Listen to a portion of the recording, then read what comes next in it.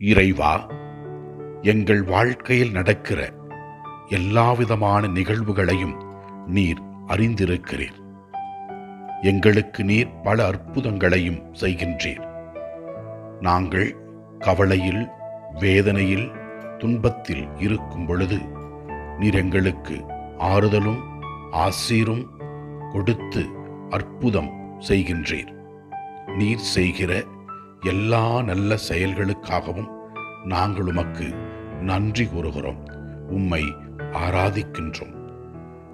இறைவா, நீர் எவ்வளவோ அற்புதங்களை நீர் எங்களுக்கு செய்வதினால் நாங்கள் எங்கள் துன்பங்களிலிருந்து விடுதலையாகி மகிழ்ச்சியாக வாழ்கிறோம். திருப்பாடல் 126:5 இவ்வாறு கூறுகிறது: கண்ணீரோடு விதைப்பவர்கள் அக்களிப்போடு அறுவடை செய்வார்கள் என்று. மக்கள் வேதனையில் வாழும் பொழுது, வருத்தத்தில் இருக்கும் பொழுது இறைவன் ஆறுதலும் ஆசீரும் கொடுக்கின்றார் என்பதை இந்த இறை வார்த்தைகள் நமக்கு விளக்குகிறது.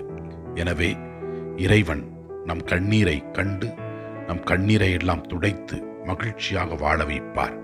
அவரை நம்பி ஜெபிப்போம். அனைத்தும் ஆண்டவர் செய்வார்.